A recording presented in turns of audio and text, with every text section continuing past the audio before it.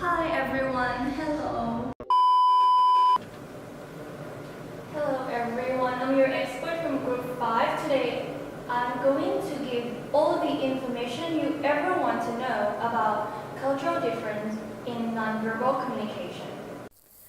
Nonverbal communication is communication that occurs without words, which is continuous. It is not what is said with words, but how it is said and expressed. It can make the difference between appearing authentic and being misunderstood. It can also bring people together or pull them apart. It can help us speak and read volumes without understanding a word of each other's languages. Nonverbal communication is different from person to person, and especially from one culture to another. Here, let's take a look at my friend from Thai. And here is my friend from Japan. My other friend from USA. And from China.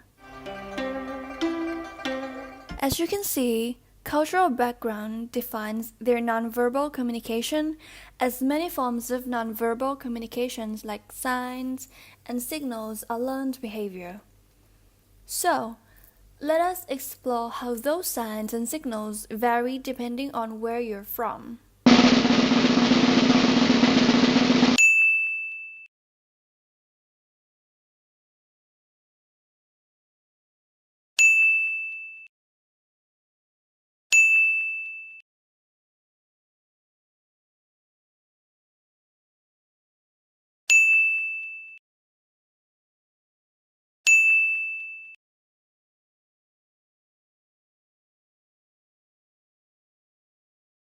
Welcome back! Do you miss my beautiful face and this soothing voice of mine?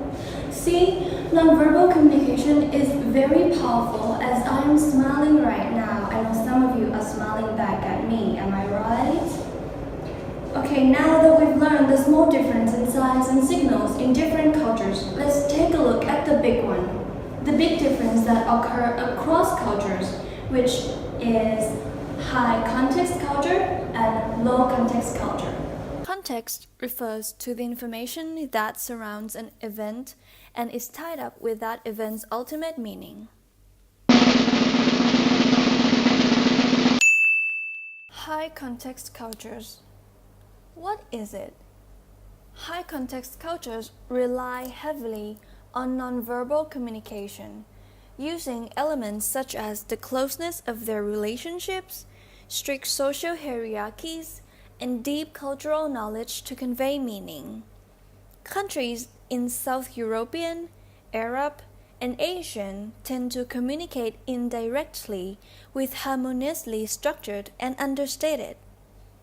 Speakers often talk around the point instead of directly to it, and they use embellishments to convey meaning. วันนี้วันเกิดเราไปกินข้าวด้วยกันบ้างคือเรามีโปรเจกต์เรามีการบ้านเลขนี่เมื่อเย็นนี้แม่เราก็กินข้าวด้วยแล้วก็อาจจะให้ทำงานบ้านอะไรอย่างเงี้ย แล้วสรุปว่าไปป่ะ คือขอโทษทีนะคงไปไม่ได้แล้ว โอเค Disagreements are personally threatening. It is important to solve conflict immediately or avoid it completely in order for work to continue.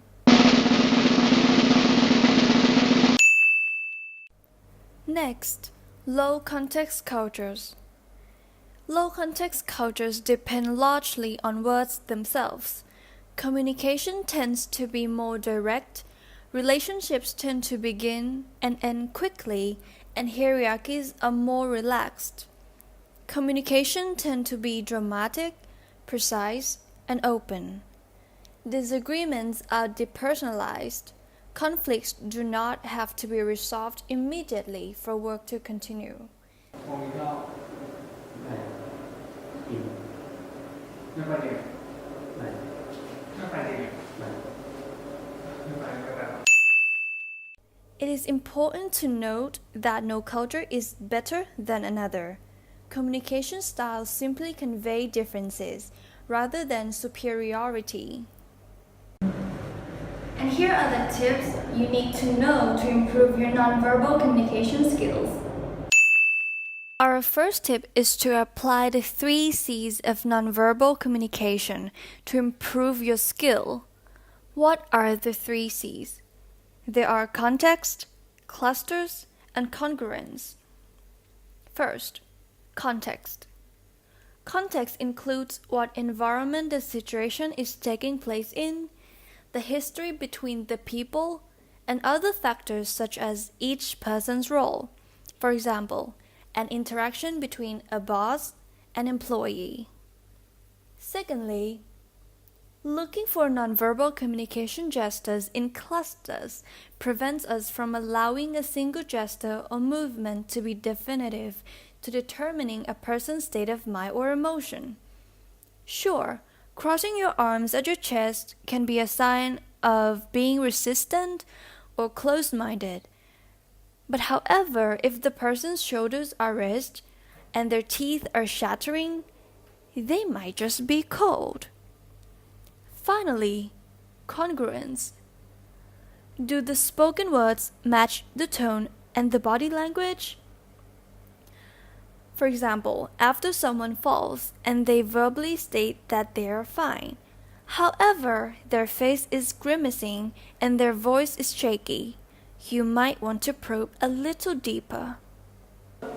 เฮ้ยโกรธอะไรวะเนี่ย เปล่า เฮ้ยโอเคจริงๆนะ เออ ชัวร์นะ เออ จริงๆนะ The second tip is try to be pleasant. Most people like pleasant people, and a simple smile goes a long way. The third tip is be interested. Show interest in other people, languages, and cultural artifacts. Ask questions. Then, intercultural interaction doesn't become a hassle. It becomes an adventure. The last tip is try to learn something important about the language and culture. For example, learn and try some simple phrases like good morning in different languages or please and thank you in different languages. And those would go a long way to greasing many interactions. A lot of people will then feel like they want to help you out, which can help you get over any kind of communication issues, and you grow as you interact. Most importantly, when trying to understand others, a single gesture or comment does not necessarily mean something. Instead, all the theories and all the tips allow us to take note and observe more to get a better understanding of what is going on.